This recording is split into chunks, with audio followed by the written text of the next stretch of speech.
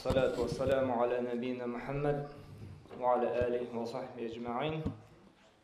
أما بعد, Allah subhanahu wa ta'ala'nı maqtıyız, zorlaybız, danlaybız, barşa bergen nimetleri üçün, bizni en zor bulak iman bilen bulaklegeni üçün, ham türümüzden şıqqan salavat şerifler Peygamber sallallahu aleyhi ve sellem'nin indi ruhuna barıp erişseydi, bizge şuşu dinni eriştirgen üçün, şuşu hakiki din, İslam dini bilen tanıştırgan üçün, cennet yolu ko'rsatgan üçün indi ham rahmet eylesin ki şuşunday hayırlı meclisler geçtirgan üçün, Radif Hazretke de, sizge de kilgeniniz üçün Allah-u Teala barşağızga da ecir savabın berip, kıyamet gününde şuşu ecirlerini görüp şaklanışırga nasip eylesin idi. Hem şuşunday meclisler geçtiru, vakti bilen Allah-u Teala'nı iske düşürüp turu, ol bik de ötele mühim. Çünkü kaybir vakitte bilgen nerseni de unutabız. Hem şuşunday vaaz vaktinde biz iske düşürəbiz, yanadan işlemegen amellerini işli başlaybız. Kayber nerselerde yalqalanıp gittik iken indi. Şuşu vaazda işitip yanadan bizani turguzabı şuşu amel ibadetleri bizni. Şuadan bu bik mühim. Tağında şaklandırdım, şuşunday zor medrese bolganda indi bizani işitip bilek, üz gözü bilen gördük, bik zor, bik görkem medrese, elhamdülillah. Hamine tağın bir şaklandırasım kile sizni, bir zor sizin süyünüş bilen, ol da olsan kimde kim şuşu meşitke Allah yurtuna kile iken, Allah-u Teala'nın sözün irenem deyip, işitem deyip, bilem deyip, Peygamber sallallahu aleyhi ve sellem aytdı, o kişi tulu hoş kılgan kibik ecir al dedi. Ecir alır dedi. Bana delil bulup duran Hakim Cimtan'da kiletirgan sahih hadis Peygamber sallallahu aleyhi ve sellem aytdı, men gada ilel mescidi la yuridu illa en yetealleme hayran av yuallimuhu di. Kimde kimdi meşitke kildiyken di birer hayırlı ilim alayım deyip yaki başkalarga öğretim deyip yani şirketler yaki ustazlar imiş, kildiyken de illa demeger bari tek bir maksat şuşu Allah-u Teala'nın indi sözün öğrenim, hayırlılık öğrenim deyip kildiyken de bari tek bir maksat bilen nerse deyip kâne lehu ke ecri haccin temmen haccetuhu deyip ona tulu hoş kılgan kibik ecir yazılır deyip uzakına karabaz, men de zor fırsat bizge tulu bir hoş kılgan kibik ecir alır. Ni için son, mena şuşunday zor ecir yazıla meşitke ilim alışılar. Eciri zor olsa da yalqavlıqni jеңерге bik köp güç talep ettiler. Şulay bey? Bugünkü kunda Kukmarada köpme kişi yaşayıp, niçe gene kişi kelgen şulay bey? Medresede de köpme kişi okuyup çıqqan, kelgen niçe barmak bilen sanarlık bilen şulay bey? Çünkü meşitke kilu ol bik ağır. Bik zor ihtiyar kişi gerek. Bir yaktan şeytan vesvese kıla, ikinci yaktan da abzarda hayvanlar bulurgan mümkün, yaki televizorda kömülle bilen tamaşa bulurgan mümkün. Mında kilu özünün nefisini jiyu bik ağır. Kayber kişi aytır, yara bugün işten ardım indi, YouTube'dan kararman, Telegram'dan tınlarman deyip. Amma Allah-u Teala bitindi bizni xulqimizni bile. Şuna göre bilgenge de bizni kızıktırу için mena meşitke kelip ilim aluga şunday zor ecir hazırlagan. Ol bileydi bizning yalqov etken. Biz kelmeymiz. Ham şu anda yaşlar tilinde aytkanda motivatsiya bulsun için meşitke ilim alırga yursunlar için Allah-u Teala tulu bir hac eciri hazırlagan. Kim bunda? Şu anda bizning de kayber evlerinin mümkünçiligi bulmasqa mümkün. Hac kılırga, şular bir anday ecirge layık bulurga. Hem onun jengil yolu var eken. Şuşunday ilmi meclislerde qatnaşu. Şuşunday vaaz kişilerine yürü. Ham mene şuşu ecir yağından hoş ecir alsa, ikinci yaktan biz dinimiz bilen tanışabız, şuşunday ilmi meclislerde.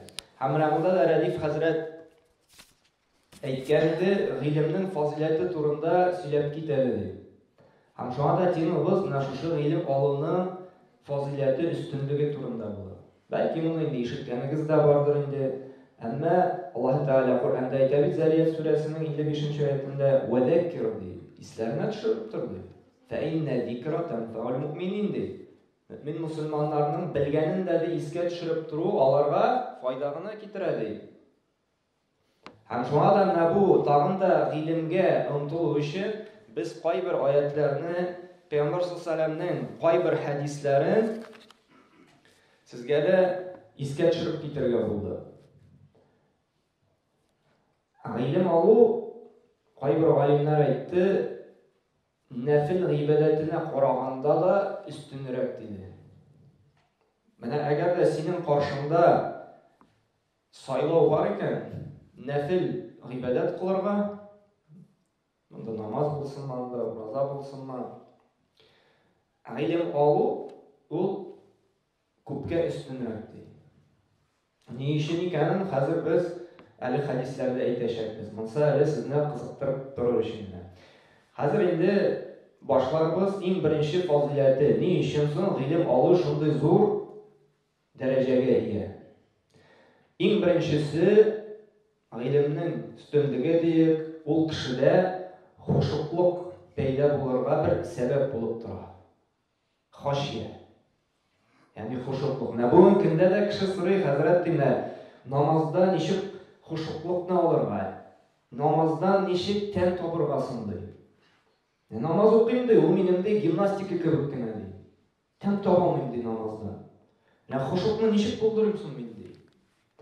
Менә шушы гыйлем алу да безнең менә шушы гади генә гыйбадәттә дә хушуклыкны булдыра.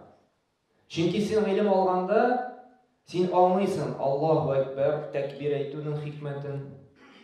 Әлхәмдүлилләһи раббил аламин дип Фатиха сүрәсен укыйсың икән, син аңлыйсың, гыйлем алган булсаң, шушы тәфсир дәресләренә йөргән булсаң, гарәп теле дәресләренә йөргән булсаң, син аңлыйсың, нәрсәне аңлата ул әлхәмдүлилләh. Нәрсә ул ар-рахманир-рахим, нәрсә ул малик яумиддин, нәрсә ул ияка нәгъбуду ва ияка нәстәгыйн, субхан раббил а'ла, нәрсә ул. Һәм шуны аңлагач, фикерләп, төшенеп, зикремне әйтә башлыйсың. Һәрбер хәрәкәтне уйлап, җиренә җиткереп әйткәч, менә шул вакытта инде сиңа нәрсә килә башлый? Хушуклык, син тәм таба башлыйсың. Һәм менә шушы хушуклык булсын өчен безгә аңлау, белү, төшенү кирәк.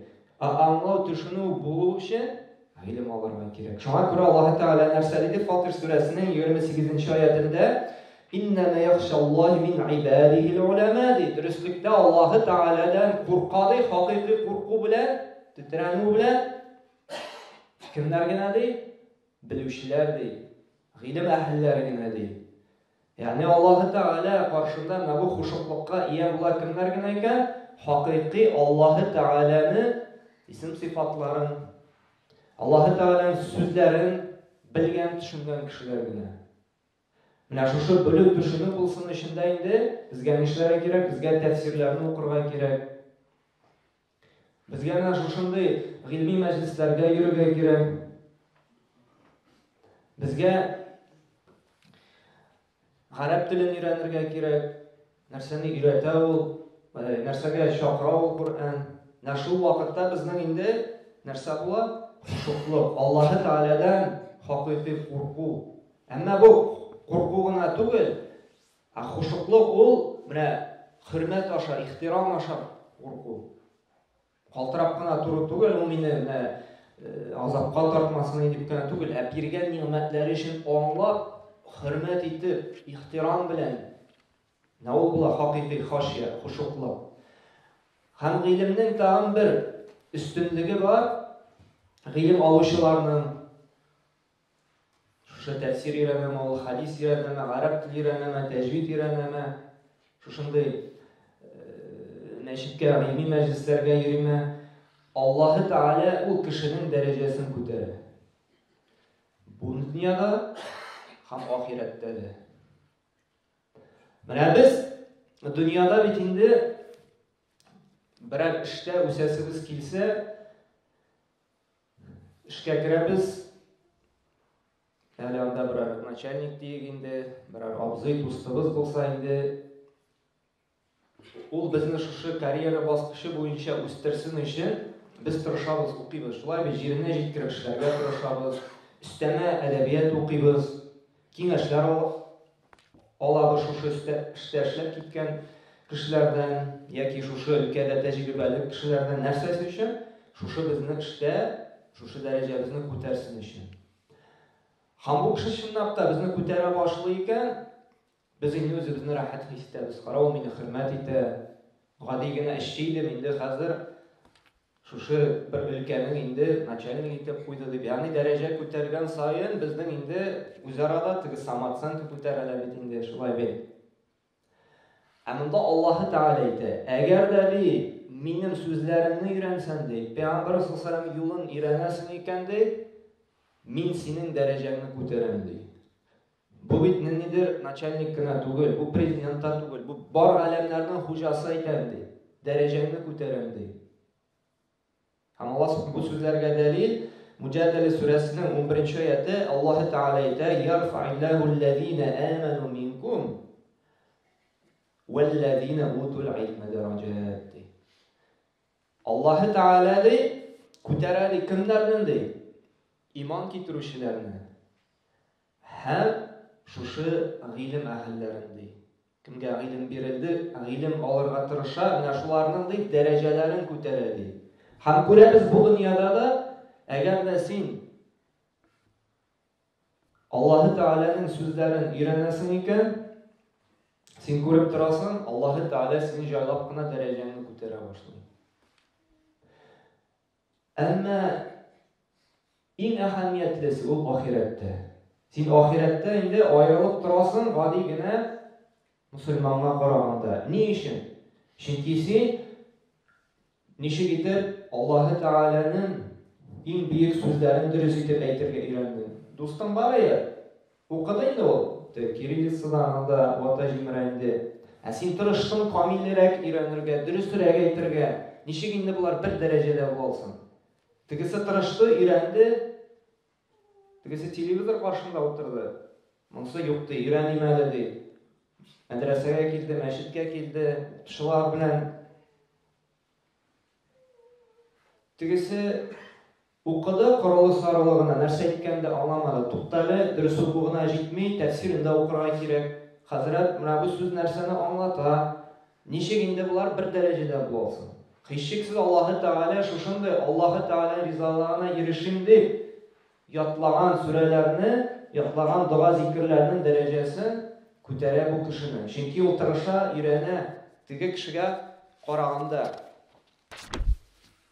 Һәм Аллаһ Тәгалә менә шушы сүзләргә дәлил итеп әйтә: "Бер кайчанда белүчеләр белән белмәүчеләр дип бер тигез бер кайчанда булмаячак."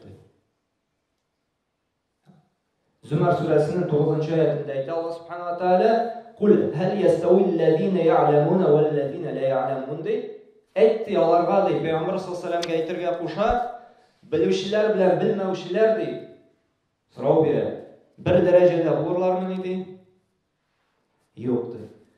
Белүче белән белмәүче бер кайчанда бер дәрәҗәдә булмый.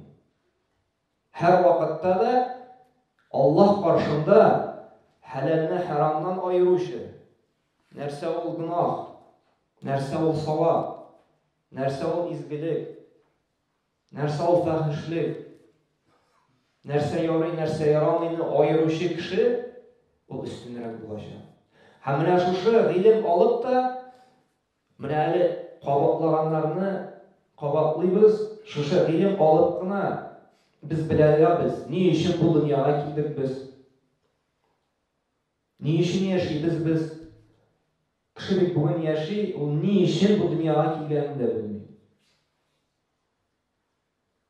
Ә белә кемнәр генә? Кем шушы Аллаһ Тәгаләнең сүзләрен өйрәнә, кем Пәйгамбәрнең тормыш юлын өйрәнә. Гыйлем алып кына кеше нәрсәнең изгелек икәнен, ничек итеп җәннәткә эләгергә, ничек итеп гынахтан савапны аерырга, Ул бары тик шушына ирешә, нәрсә ашагына? Гыйлем ашагына. Һәм Аллаһ Субханаһу ва Тааля Пәйгамбер саллаллаһу алейһи ва саллямның менә bir хадисендә, менә бу хадисның инде тагын бер әле үзенчәлеге бар. Тарихка кайтсак, менә бу хадис бик тарихка гаҗәйиплеге белән кирип калган. Бу хадисне Абу Дарда исемле сахаба риваят кыла. Һәм Мәдинәдә яшәгәндә бер кеше менә Абу Дардада шушындый гыйлемнең фазиләте турында хадис бар дигәнен ишеткәч, ул белешә башлый. Ул кая яшисең, кая тора ди. Аңа әйтәләр, ул Шәмдә, ягъни Сирияны беләбез бит инде. Шәмдә тора дип әйтәләр. Хәзерге көндә инде Мәдинәдән Шәмгә барып җитү самолет белән 3 сәгать инде, машина автобус белән инде бер 12-13 сәгатьтер инде. Ул вакытта Мәдинәдән Шәмгә барып җитәргә бер ай вакыт кирәк булган. Чөнки ул вакытта хәзерге шикелле машиналар, транспорт юк, дияләр, атлар да ул бик бай кешедә генә булган. Гади кеше җыяу йөргән. Ягъни Мәдинәдән Шәмгә барып җитәр өчен бер ай вакыт киткән. Һәм уйлап кына карагыз. Шушы кеше Мәдинәдән юл тота Абу Дарданы күрер өчен Шәмгә. Шушы хадисне ишетер өчен. Уйлап кына карагыз. Бер хадис алыр өчен 2000 километр. Һәм шушында бара Абу Дарданы таба. Мин дә ишеттем дә, синдә хадис бар икән, Пәйгамбер саллаллаһу алейһи ва саллямнан ишеткәнсең икән дә. Бу хадис безнең Муслим җыентыгында килә, сахих хадислардан инде. Шул хадисне миңа да сөйли алмассыңмы ди. Һәм Абу Дарда сорый моннан. Син берәр Шәмгә берәр хаҗәт өчен килдеңме ди? Берәр эшең беләнме? Юк ди. Берәр сәүдә белән килдеңме монда ди? Юк ди, сәүдә белән дә түгел ди. Бары тик синнән шушы бер хадисне ишетер өчен генә килдем ди. Уйлап карагыз, бер хадис өчен, ишетер өчен бер хадис. 2000 шақырым юл үтә. Бер ай җыяу килә. Без монда 5 километрдан барырга мәчеткә иренеп ятабыз. Безнең өйдә анда Имам Ан-Науиның 40 хадис җыентыгы тора, шулай бит инде. Изгеләр бакчасы тора. Ризаэддин Фахретдин Җавамил Кәлим шәрхе тора. Имам Бухариның җыентыгы тора. Анда бер генә хадис түгел. Имам Бухариның 7000 хадис, Изгеләр бакчасында 1200 хадис. Biz укыйбызмы аларны? Мәдрәсәдән курста укыйбыз инде, шулай бит. Имтихан бирәсе бар. Әмма карагыз, без әле моңа, Алла сакласын инде, теге җүләр кеше булгандыр дип тә куярга мөмкин без. Ничек инде бер хадис алыр өчен җыяу каядыр баргандыр. Менә бу күрсәтә аларның хирыслыгын. Алар шынлап турып гыйлемнең кадерен белгәннәр. Без бүген гыйлемнең кадерен белмибез. Бездә әлхәмдүлилләh мәчетләрдә шундый дәресләр, вааз кичәләре үтә, бүген ардым инде дип. Бүген барасы килми дип. Бездә тора кичтә буе китаплар, ул китаплар ачылып та карамый. Аннары сорау бирәбез. Ничек без шулай артта калдык соң? Артта калмашка булган гыйлемне дә без алырга иренәбез. Бүген безгә укытучылар килгән мәчеткә. Без аны барып алырга да. Ул вакытта укытучылар янына барганнар 2000 километрга. Бер хадис өчен. Biz кеше килсә дә килеп тыңларга иренәбез. Мәдрәсәләр, мәчетләр эшләп тора. Без анда килеп укырга, ятларга иренәбез. Менә шуңа да алар гыйлемнең кадерен белгәнгә, шушында хирыслык күрсәткәнгә Аллаһ Тәгалә аларга биргәндә. Менә мусульманнар уйлап кара, 7 гасыр буе. Кая? Безнең көчле ни була? Индонезиядә, шулай бит? Хәзер Испания инде. Мусульманнарның шушы халифат вакытында инде Bütün dünya şunda ilim alırга килә торган булганнар. Bütün Европадыр, Америкадыр. Шул вакытта ilim алыр өчен халифтан әле рөхсәт алырга кирәк булган. Кертергә ярыймы, ярамыймы? Шул вакытта мусульманнар иң алдынгы булганнар. Медицина ягыннан да, математика ягыннан да, астрономия ягыннан да, инженерия ягыннан да, bütün фән буенча. Ни өчен? Чөнки аларда шушы хакыйкый иман һәм шушы илемгә хирыслык булган. Һәм без сорап бирәбез, ни өчен соң мусульманнар бүген шулай артта дип? Менә үзебезне генә чагыштырып. Сахабалар, табигъиннар безнең бабаларыбыз нинди булган? Ерак китәсе юк, менә үзебезнең бабаларыбызга да кайтсак, тарихка, кары бул мәрҗәниләргә, Ризаетдин Фахриддиннарга, Алимҗан Барудиларга ул вакытта бит не то что тегән иде районда, һәрбер авылда нинди көчле мәдрәсәләр булган. Һәм ул галимнәребез ничә әле бүген дә без укый торган, бүген дә өйрәнә торган китаплар язып калдырганнар. Әле күбесе кул язмада.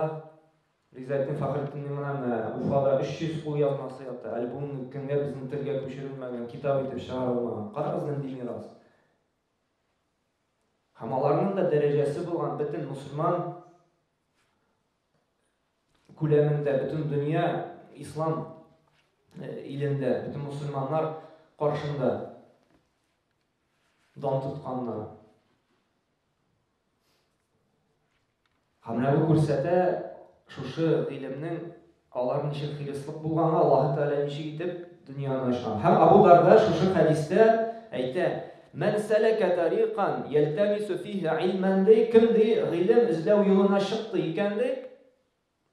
Менә гыйлем алу юлына. Коръән өйрәнә башлады, хәрефләр таный башлады, хәреф таныды икән инде, гарәп телен өйрәнә башлады, тәфсир өйрәнә башлады ди. Мәчеткә дәрескә, мәдрәсәгә килә башлады. Менә шундый илем юлына басты икән ди, гыйлем эзли башлады икән ди. Сәһһәләллаһу ләһу биһи тарикан иләл җанна ди. Шушы кешегә ди, гыйлем юлына баскан кешегә ди, Аллаһ Тәгалә нишли ди? Җәннәткә юлны җиңеләйтә ди. Ничек итеп җиңеләйтә? Чөнки гыйлем алмаган кеше ул белми нинди изгелекләр кылып җәннәткә керергә. Гыйлем алмаган кеше ничек Аллаһ Тәгаләне җәһәннәмнән сакланырга аны белми. Гыйлем алмаган кеше ничек итеп дөрес гыйбадәт кылу тәртибендә белми. Гыйлем алмаган кеше намазда хаталанды икән, ничек дөрес итеп сәҗдә саху кылуын да белмәскә мөмкин. Гыйлем алмаган кеше хаҗга, гомрәгә барырга мөмкин, белмәскә мөмкин. Ул теге ияреп кенә йөри, ияреп кенә йөргәндә дә кайбер хаталар китергә мөмкин. Дөрес итеп хаҗда, гомрәдә кылмыйча кайтырга мөмкин. Гыйлем алмаган кеше дөрес итеп ураза да тута белмәскә мөмкин. Ә менә гыйлем юлына баскан кеше, гыйлем алган кеше, ул инде белә тәртибен. Ничек итеп дөрес итеп сәүдә эшендә алып барырга, нинди килешүгә кул куярга ярый, кайсына кул куярга ярамый. Ничек дөрес итеп закатын бирергә, нәрсәдән закат чыгарыла, нәрсәдән чыгарылмый. Гыйлем алган кеше белә, шуның белән инде җәннәткә юлы җиңеләя. Ул белә. Һәм нәрсәдә дәвам итеп әйтә: "Ва мәҗтәмә кауmun фи бәйтин мин буютиллаһ" ди. Әлхәмдүлилләһ, тагын бер фазилат безгә, берсе хаҗ әҗре булса, икенче нәрсәдә берәр кавым, берәр халык ди, Аллаһның йортына җыелды икән ди, ятлуна китабаллаһи, Аллаһ Тәгаләнең китабын укысалар ди. Ва ятадарасунаху бәйнәһум, яки бер-берсенә өйрәтсәләр ди. Нишли ди аларга? Илля хаффатхумул малаика ди. Ва назалатхум алейхимус сакина ди. Аллаһ аларны ди, фәрештәләр канатлары белән инде чолгап алыр ди. Һәм аларның күңеленә тынычлык төшер ди. Менә сизгәнегез бармы? Менә мәҗлестә утырабыз, бездә рәхәтлек, тынычлык. Идәннән инде эшләр дә онытылды, шулай бит мәшәкатьләр, проблемалар, менә монда мәчеткә килгәч тынычлык иңә. Сизәбезме? Менә без монда килдек. Ни өчен безне Аллаһ Тәгалә яратты менә бу дөньяга? Шуның өчен килдек. Шуңа да безгә Аллаһ Тәгалә рәхәтлек бирә.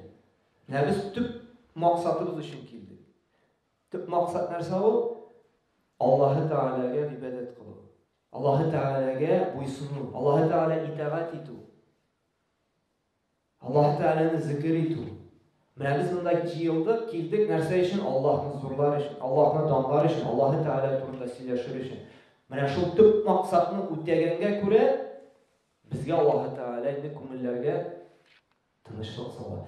Һәм менә шушы мәчетнең дә тагын бәрәкәте, менә мәчеттә өйрәнгән гыйлем, мәчеттә ятлаган сүрә, мәчеттә укыган китап, мәчеттә ятлаган хәдис ул истә яхшырак кала бүтән җирдә укыган караганда. Чөнки мәчет ул шундый бәрәкәтле җир. Менә монда сөйләнгән вәгазьдә YouTube'дан, Telegram'дан караганга яхшырак истә кала. Аны сез сизгәнегез бардыр үз тәҗрибәгездә.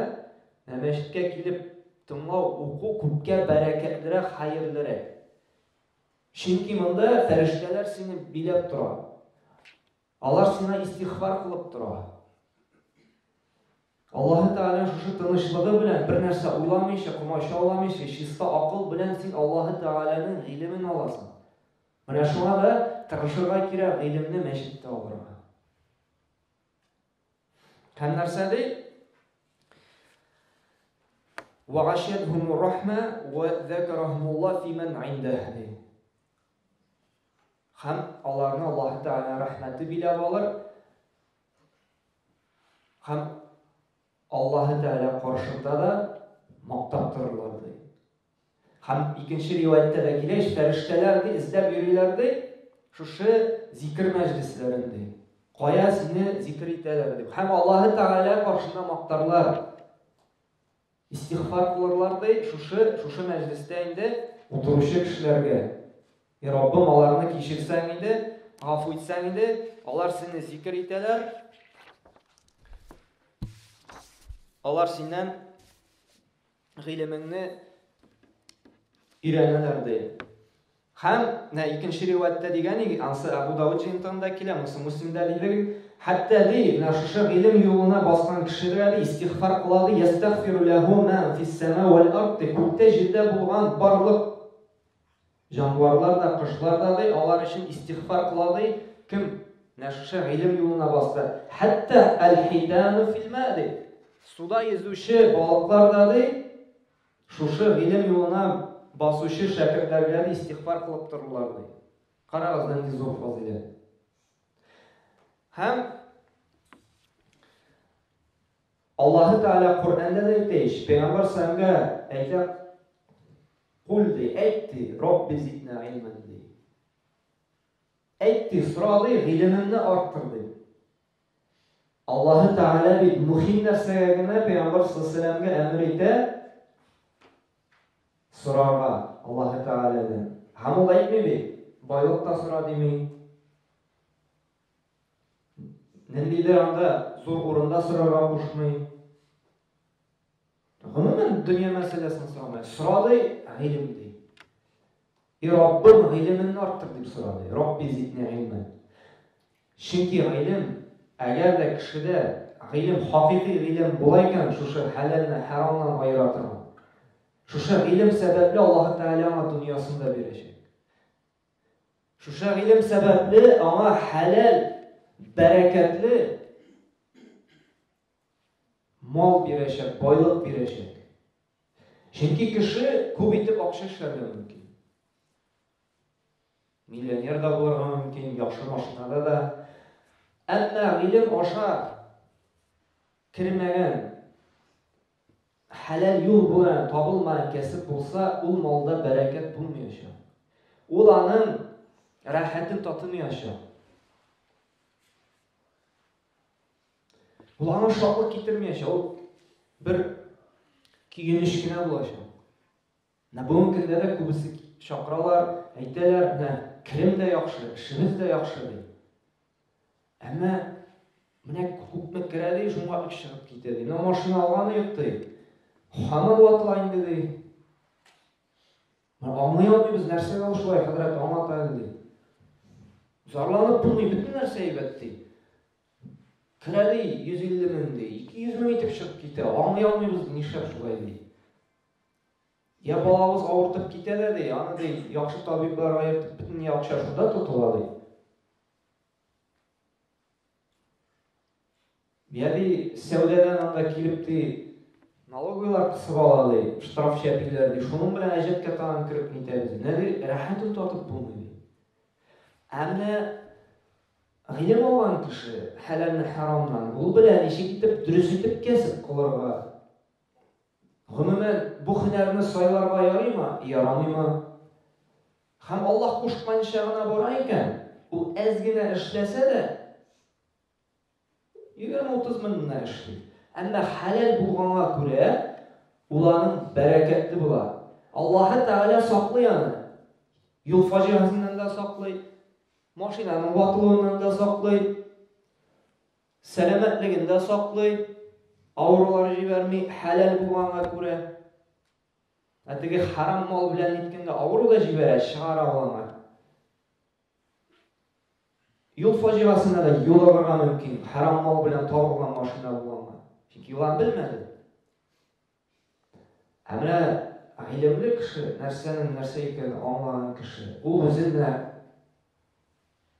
шушындый бәрәкәтсезлектән саклый. Һәм нәрсәди гыйлем алучының тагын фазиләте диде, шушы хәдиснең Абу Дауд җимтында килә торган фазиләте тагын нәрсәди? وَإِنَّ فَضْلَ الْعَالِمِ عَلَى الْعَابِدِ كَفَضْلِ الْقَمَرِ عَلَى سَائِرِ الْكَوَاكِبِ deydi. Менә шушы гыйлем иясенең ди өстенлеге тагы ди, гади генә гыйбадәт кылучыга караганда ди. Ай белән калган йолдызлар, кайган планеталар белән чагыштырган кебек ди. Нәниши итә? Sen күккә карасак, йолдызлар матур, шулай бит инде. Күк йолдыз белән матур. Һәм шулай Аллаһка табынган кеше дә, әлхәмдүлилләһ, нурлы кеше, яхшы кеше, әйбәт кеше, Аллаһта әмрен үтәгән кеше, һичшиксез. Күктәге йолдыз кебек, җимелдәп матур итеп нурын балкып тора. Әмма аның файдасы үзенә генә. Йолдыз бит ул нитеп матур итеп тора, әмма безгә юл күрсәтми. Әмінә қараңғы түнде, менә уразатта біз бейтәр, 13-14-15, Бәдір деп аталайды. Тулы ай Бәдір деп аталайды. Шулай бит? Қараңғы түнде шықса, 13-14-15 ай тулы болғанда, ай бізге мынандай лампочкалар яктырткан кебек юлны яктыртып тора. Күренә бөтен нәрсәдә. Һәм галим дә менә шушы ай сыман ди. Ул бу дөньяда булган кешеләргә ди юл күрсәтеп тора. Менә бу юл җәннәткә итә торган, бу юл тәмугка итә торган. Бу килешү дөрес, бу куйсаң ярый, бу килешүдән ерак бул. Моны ашасаң ярый. Әгәр дә инде җәһәннәм әһленнән буласы килмәсә, моны ашый күрмә. Менә шулай итеп укысаң, намазың камил дөрес була. Ягъни шушы ай кебек яктыртып тора безнең гыйлем әһелләре. Ягъни галимнең файдасы үзенә генә түгел, калганнарга да бирә. Менә ничек ай яктыртып калган кешенә йолдызлардан аерылмалы буларак нурын балкып юл күрсәтеп тора бит. Гыйлем әһеле дә калган кешеләргә дә юл күрсәтеп, калганнарга да файдасын бирә. Аның гыйбадәте Аллаһ габиднең инде. Гыйбадәт кылыш, аның файдасы үзенә генә. Әмма шушы гыйлем әһленең аның файдасы гомумән җәмгыятькә. Һәм нәрсәди? Иннал улама варафатул анбия. Галимнәр ди, гыйлем әһелләре ди, алар шушы пәйгамбәрләрнең варислары ди. Чөнки галимнәр, гыйлем әһелләре алар таратучы безгә шушы пәйгамбәр саллаллаһу юлын, хадисләрен. Һәм нәрсәди? innal anbiya lam yuwarrithu dinar wa la dirhaman dey. İnnema warrathu ilma dey. Dürüstlükte dey peygamberler dey. Alar dey birinin dinar da dirham da. Yani mal kaldırmadılar dey. Bir nerse de kaldırmadılar. Hem malını kaldırdı nerse dey ilim dey. Hem qararız. Bunda bir yaxşı misal keltiresi kile. Biz mal yaratabız indi, şulay bit indi. Bay kişilerini көтәрәбез, ие дибез инде, о дибез, Аллага ялынырга яратабыз. Әмма бай кеше үлеп китте икән, шуны беркем белми. Туганнары дуа кылырга мөмкин инде. Шуны онытылды. Ул теге бер 50-100 елдан вообще беркем белми аны. Гыйлем әһелләрен карагыз. Ничә гасыр гына үтмәсен. Аны һәрбер мусульманның күңелендә, һәрбер мусульман дуа кылып тора. Мисал өчен, Абу Хурайраны алыйк. Иң факир кеше иде. Хәтта ачлыктан йыглайды ул. Ашарга шундый әйбер юк иде. Йыглайды ул. Бүгенге көндә безнең арада булса, ата ялкау дип без. Потому что эшләмәйде, ул Пәйгамбер саллаллаху алейхи ва саллям йөри. Һәр вакытта да шуның ишектәрендә йоклый иде. Ул кая бара шуның белән йөри иде. Һәм карагыз, ул 5300 хадис риваят итеп калдырды бүгенге көндә. Иң күп хадис риваят итүче. Абу Хурайраны белмәгән мусульман бармы? Бик теге гафу итегез, надан мусульман гына белмәскә мөмкин. Һәм Абу Хурайраны әйткәндә бөтен мусульман радиллаһу анху Аллаһ аңа риза булсын дип дуа кыла. 14 гасыр буе ничә миллиардер, миллионерлар яшәде, берсен дә белмибез. Нинди дуа кылганда? Абу Хурайра өчен күпме миллионлаган мусульман радиллаһу анху дип әйтә. Иң факир кеше иде. Безнең арада ата ялкау иде. Бездә үч вайны, кайбер хәзрәтләрне сүгәргә яратабыз. Заводта эшләми икән ул. Укытып кына йөри икән, безнең өчен ялкау инде ул. Эшләми бит ул. Әмма карагыз, Аллаһ Тәгаләнең менә шушы аятлары ничек итеп гыйлем әһелләрен күтәрә. Имам ан-Нававине карыйк. Бүгенге көндә күпме мәдрәсә шуның китабы буенча укыта. 40 хадис булсынмы, изгеләр бакчасы булсынмы. Ничә гасыр үтте, әмма берсе дә онытмады. Карагыз, ничек итеп дәрәҗәсен күтәрә. Һәм шуңа да бит гыйлем менә садака җария ишеткәнегез бар бит инде. Садака җарияның да Пәйгамбер саллаллаху алейхи ва саллям әдәм баласы үлә икән ди, аның бөтен гамәле дә туктала ди. Илләләмәгә үч нәрсә генә тукталмый ди изгелек китерүдән. Берсе садака җария диде. Мәсәлән, мәчет төзеп калдырдың икән, юл салып калдырдың, каядыр анда куе казыдың, кемгәдер су керттең ди, чишмәләр рәтләттең ди. Яни шуны җәмгыятькә файда китерә торган инфраструктура булдырдың икән, кеше шуны кулланган саен инде сиңа әҗере бара, шулай бит. Әмма менә бу нәрсә генә ясатмасын да, ул вакытлыча бит, шулай бит. Мәсәлән, 100 ел, 200 ел юлда инде җимерелә. Син су керткән йортта инде юкка чыгарга мөмкин. Юкка чыга, шулай бит. Икенчесе тәрбияле бала ди, дуачы бала диде. Син үлгәч тә сиңа инде дуа кылып торучы бала диде. Һәм бала шулай ук 50 ел, 60 ел яшәде, дуа кылды, ул шулай ук кайчан булса да Аллаһ хузурына күчә. Һәм өченчесе диде, гыйлем диде. Кеше шушы калдырган гыйлемнән файда ала икән ди. Ул шулай ук безнең садака җария өзелмәс әҗр диде. Әмма иң хәерлесе шушы үч садака җарияның иң хәерлесе гыйлем диде. Гыйлем бер кайчан да тукталмый. Чөнки син шәкертләр тәрбиялисең, алар башкаларны укыта, син китап чыгарасың, китапларын кала. Хәзер бүгенге көндә менә бу видео, аудио язмалар алар кала, аларны тыңлыйлар. Hamılar bара kıyamet gününe heplik. Şuna da sadaka jariyinin en hayırlısı dedi, bu ilim tarattu dedi. Eye bütün kişi indi alim bulup bitalmay, bütün kişi ilim ahli bulamay.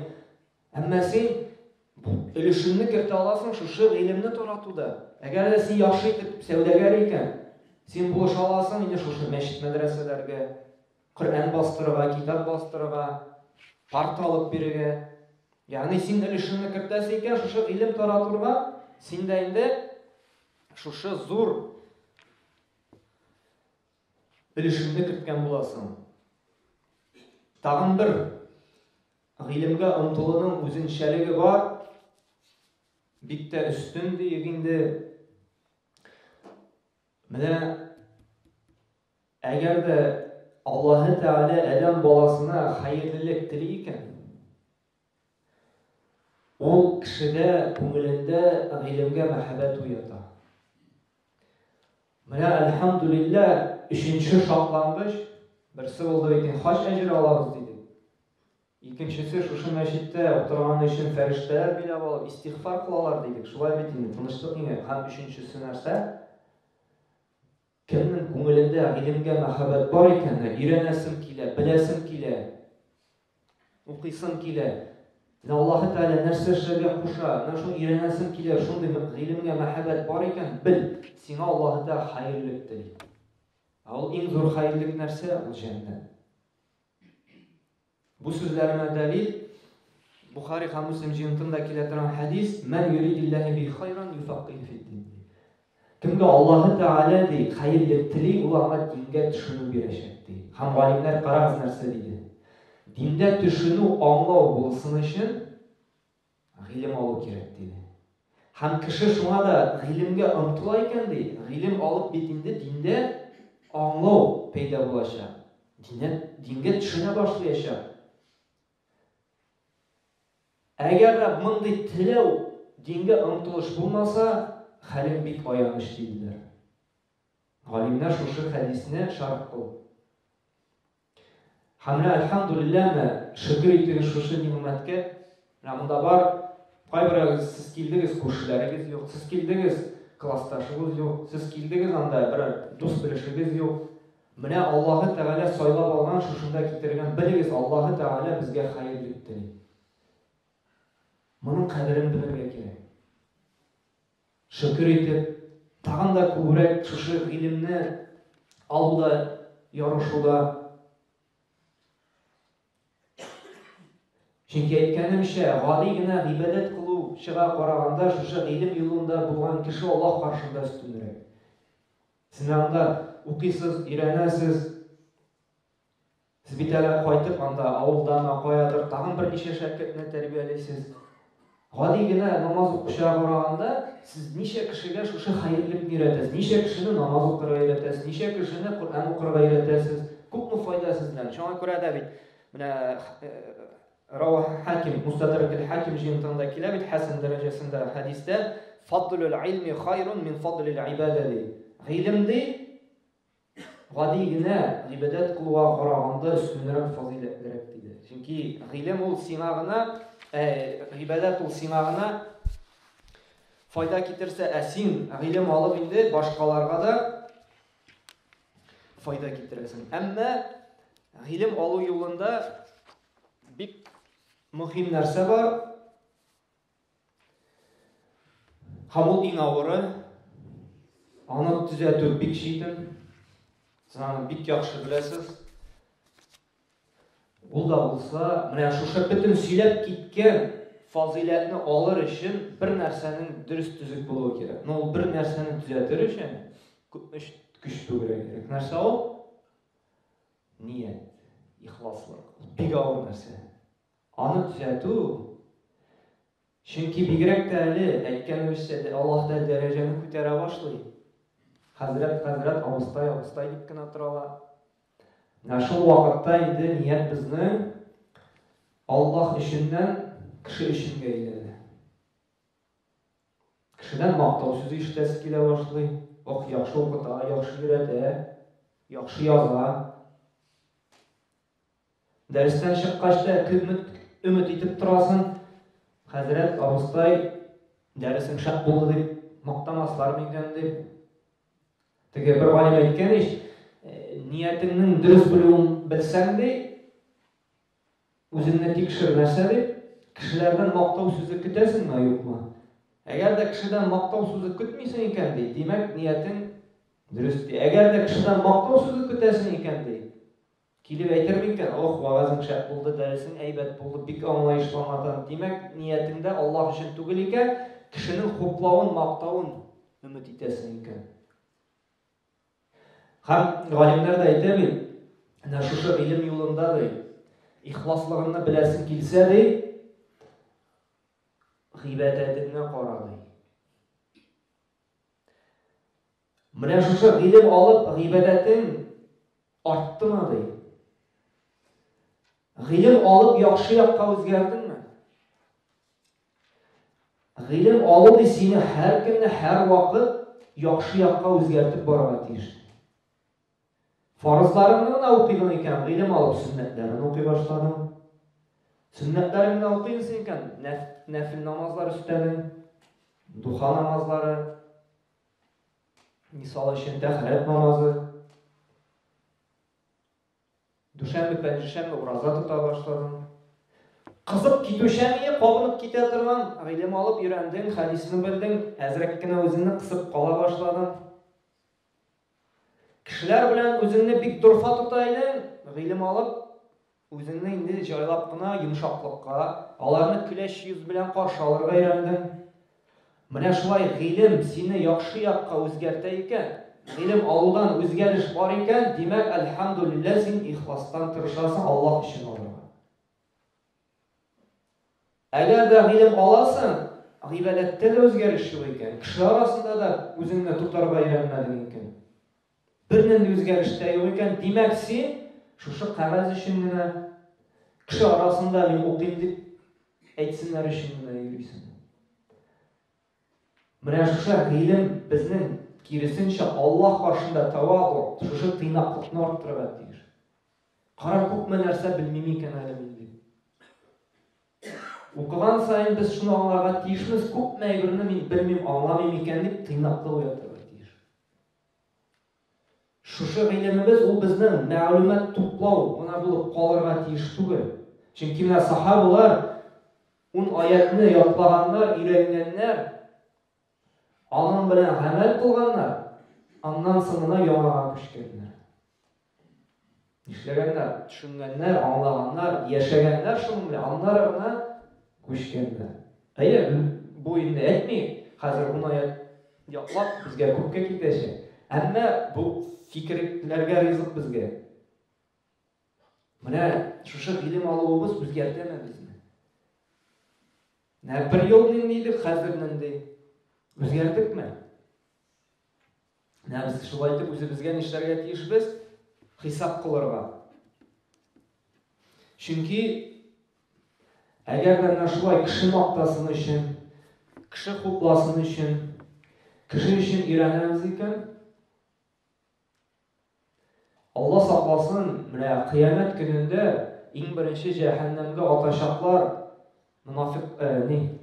имансызларны, атеистларны түгел, җәһәннәмне яндырып җибәрәчәкләр кемнәр белән? Барыгыз да беләсездер инде, муслим җыентында килә торган 3 төр кешене, шулай бит? Шуның берсе нәрсә ди? Ва раҗулун тәаллама ал-илма ва аллама. Иң беренче кешене китерерләр ди, гыйлем өйрәтте, калганнарга өйрәтте ди, ва кара ал-Qur'ан, Qur'ан укыды ди, матур итеп ди, фаутия бихи фа'аррафа ни'амаху ди. Һәманы китерләр, әйтерләр ди, без сиңа шундый зирәк акыл бирдек, яхшы хәтер бирдек, кая кулландың шушы ниъмәтне диерләр. Кала фама амилта фиха, ягъни нишләдең шушы гыйлемең белән? Кала тәалламту илма ва алламтуху, мин өйрәндем һәм калганнарга өйрәттем ди. Qur'an укыдым, калганнарга өйрәттем ди. Кала кәззәбтә, әйтерләр аңа син ялганчы ди. Менә шушы хәдисне истән чыгармый. Һәм нәрсә диерләр? Ва иннама тәалламта лиюқал алим.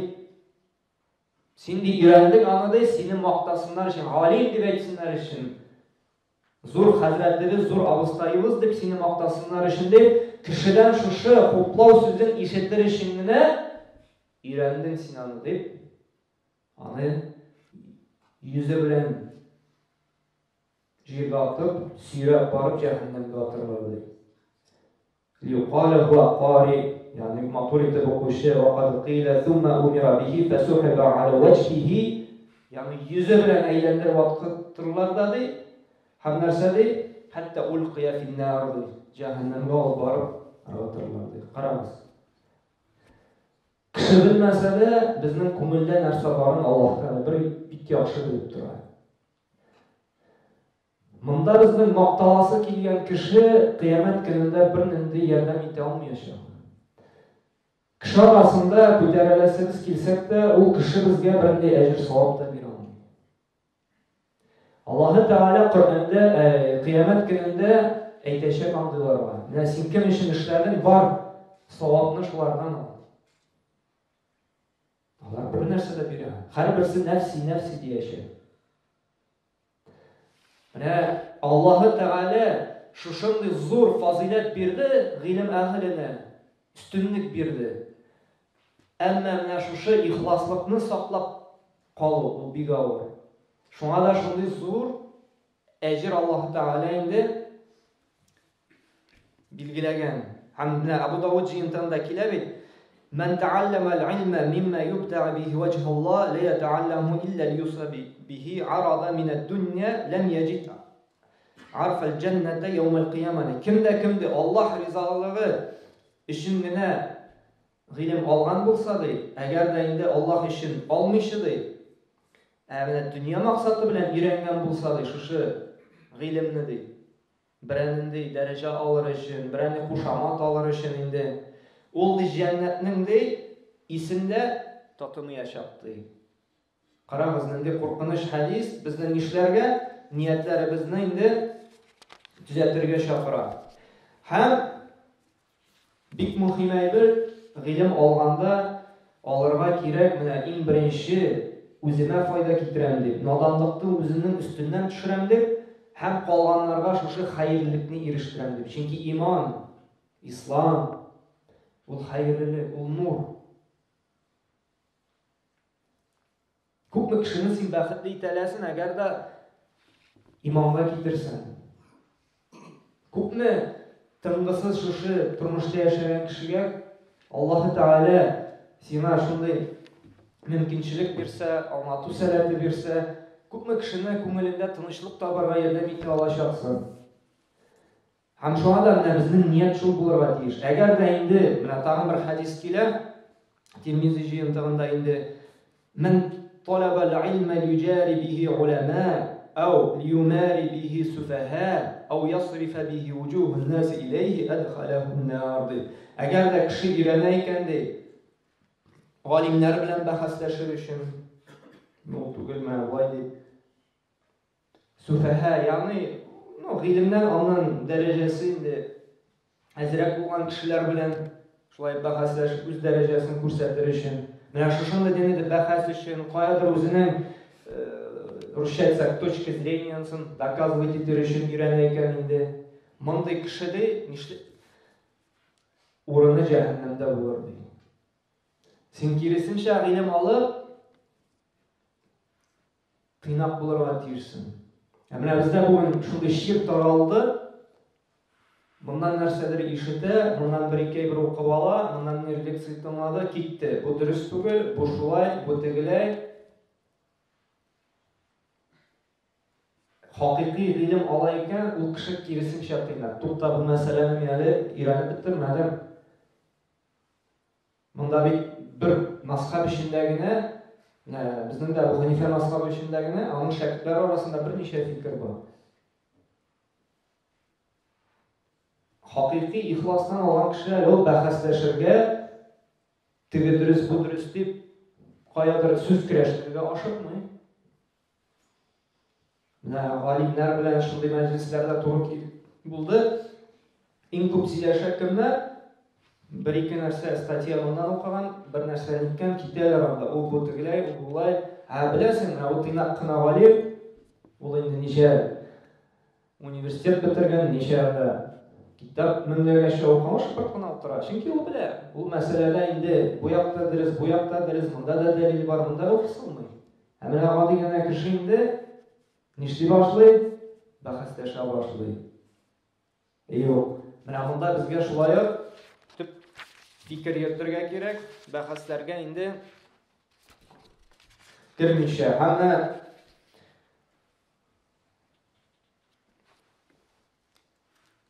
Һәм монда тагын бер хәдисне әйтергә онытканмын. Шулай ук Имам Байхақиның Шуабул Иман исемле хәдисләр җыентыгында килә.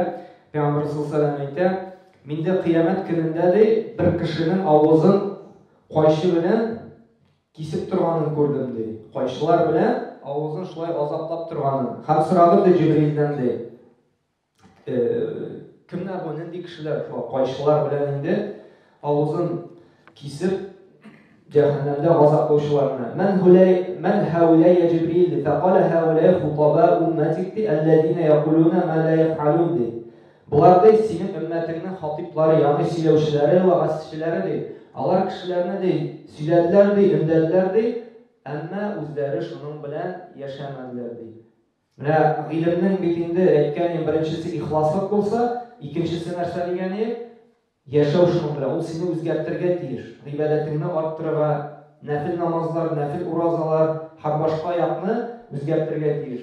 Ягъни гамәл кылырга тиеш. Ягъни шушы гыйлем этәргә тиеш безне эшкә, гамәлгә. Һәм Аллаһ Тәгалә Куръанда да әйтә: "Нишләп сез ди калганнарны чакырасыз ди, үзегез эшләмисез ди." Аллаһ Тәгалә иң ачуы кемнәргә ди?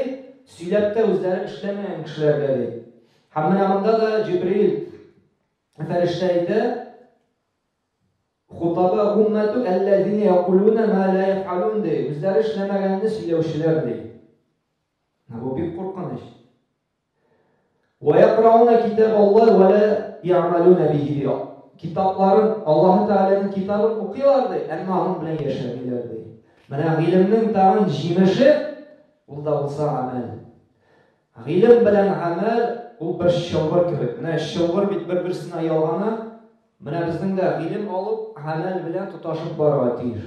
Менә шул вакытта гына гыйлемебезнең файдасы була. Һәм менә Аллаһ Тәгалә Сурияшак шулай ук Тирмизи җыентыгында хәсән дәрәҗәсендәге хәдистә: "Ла тазулу кадаман абдин яумал кыяма хатта юсъал ан умриhi фима афнахти." Кыямәт көнендә адәм баласының аяклары урыныннан кузгалмас ди. Иң башта ди гомереңне нәрсәгә сарыф иттең дип сораган шәйхан. Аллаһ Тәгалә бирер, мәсәлән 80 ел гомер бирде, тормыш бирде. Кая кулландың шушы гомереңне? Һәм икенчесе соралыр ди: "Ан илмихи фима фа'ала." Без сиңа гыйлем бирдек. Нишләттең ул гыйлемне? Яшәдеңме шушы гыйлем белән? Тормышта кулландыңмы? Аллаһ Тәгалә сорар. "Ва ан малихи мин айна иктасабаху ва фима анфaqahu." Һәм соралыр ди, без сиңа кәсеп бирдек, мал бирдек, шушы байлык бирдек. Ничек итеп эшләп таптың? Халал юл беләнме яки харам юл белән? Һәм кая тоттың? Аллаһ Тәгалә сорар. Чөнки бөтен нәрсәдә ул Аллаһ Тәгаләнеке. Без сәбәп кылып кына шушы Аллаһның ризыкларын алабыз. Һәм Аллаһ Тәгалә сораячак кыямәт көнендә. Каян алдың? Ничек алдың? Һәм кая тоттың? "Ва ан җисмихи фима абла." Һәм шушы тәнеңне ничек итеп тоттың? Ягъни нәрсә белән тукландырдың? Шөкер итеп шушы тән әгъзаларын изгелектә кулландыңмы яки инде бузыклыкта кулландыңмы? Һәм менә монда инде безнең төп файда аласы ул да булса гыйлем белән гамәл кылу. Менә шуңа да Аллаһ Тәгаләнең ачуына төшәсебез килмәсәк, ул да булса инде нәрсә? Гамәл. Менә шушы бөтен фазиләткә ия буласыбыз килсә,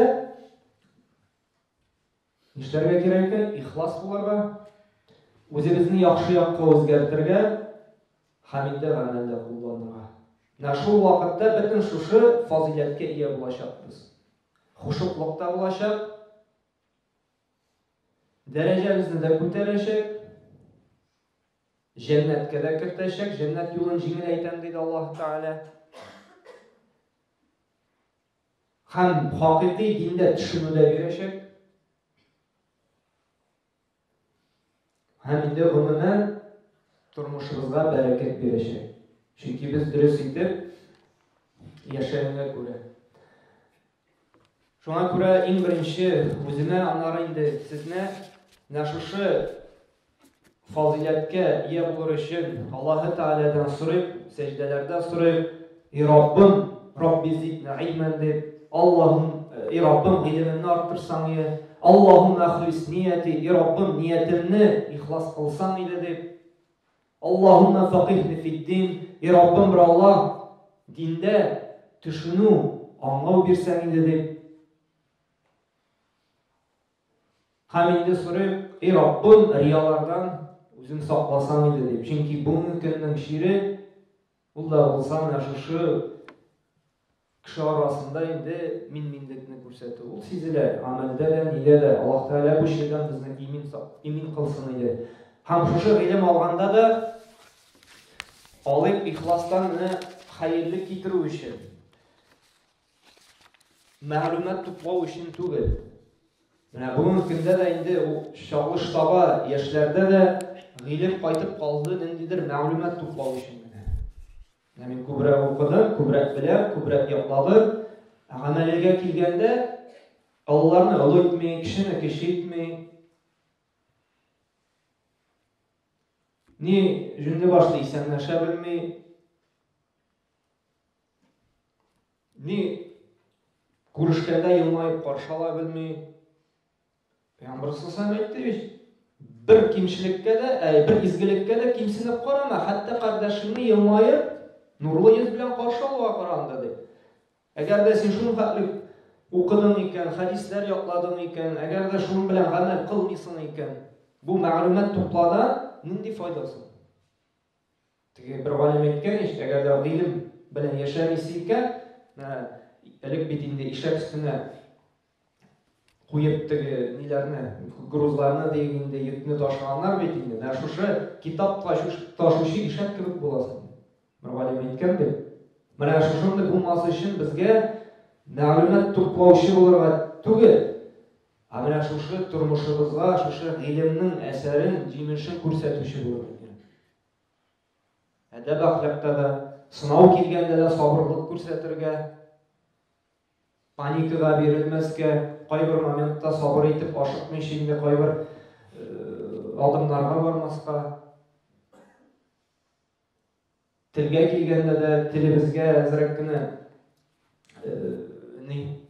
артыгын сөйләшмичә, хәерлесен генә сөйләшергә.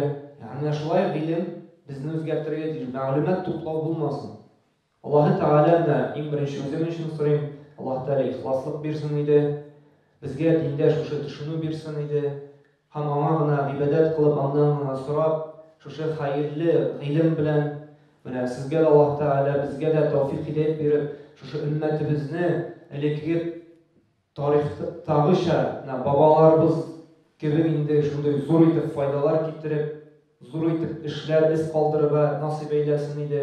Чөнки өммәтне, халкыбызны алга җибәреп була шушы гыйлем белән генә, гыйлемне агарта, халыкны гыйлемне шушы цивилизацияны дип алга җибәрә. Шушы гыйлем ашагына инде без алга китә алачакбыз. Шуңа күрә Аллаһ Тәгалә сезгә дә зирәк акыл биреп, тырышып укырга язсын иде. Шушында укыган гамәлләрне инде гамәлдә кулланып, гамәл кылганчы да, бер изгелек кылганчы да белергә кирәк башта. Дөрес кыламмы? Хәзрәтләребездән сорабыз теге Аллаһ Тәгалә Куръанда әйтә: "Фә'ләм аннаху ла илаһа илляллаһ фастагфир ли занбик" дип. Аллаһ Тәгалә әйткән иш, белди, фә'ләм дип, белергә куша, әмер итә, ягъни гыйлем алырга куша. Аллаһтан башка гыйбадәткә лаеклы зат юк дип, һәм гөнаһларыңа гафу сора дип. Һәм Имам Бухари әйтте бит, Аллаһ менә бу дәлил булып тора ди, Аллаһ Тәгалә дип башта белергә кушты ди. Берәр изгелек кылганчы, сорау булса да, хәзрәтләребездән сорабыз, менә бу изгелекне ничек эшләргә, ничек камилрәк кылырга, ничек дөресрәк эшләргә дип. Һәм менә шул вакытта гына инде файдасы булыр. Һәм Аллаһ Тәгалә тагын да шәкертләрегезне арттырсын, тагын да шушы мәчетләрегезне тулыландырсын. Аллаһ Тәгалә инде менә шушында укып чыккан шәкертләр белән тагын да күбрәк файда китерергә, тагын да иманга чакырырга, тагын да халкыбызны агартырга, тагын да инде намазга бастыручылардан сәбәпчеләр кылсын ие, гыйлем таратып күп итеп садака җария эшләп, бу дөньядан киткәч тә шатланышып ятырга язсын. Әлхәмдүлилләһ эшләгәнмен, әлхәмдүлилләһ укытканмын әле дип, әлхәмдүлилләһ шушы шәкертләр тәрбияләгәнмен дип, Аллаһ Тәгаләнең шушы безгә биргән әҗерләрен күреп шатланышырга насыйп әйләсен, һәм җәннәттә дә шулай фирдәүс җәннәтләренә кереп, тагын очрашырга насыйп әйләсен. Аллаһ Субханаһу ва Тәгалә шушы хәерле мәҗлесләребезне кабуллардан кылып, күп тапкырлар инде очрашырга насыйп әйләсен. Субханака ва бихамдик, ва ашһаду ан ла илаһа илля анта, астагфирука ва атубу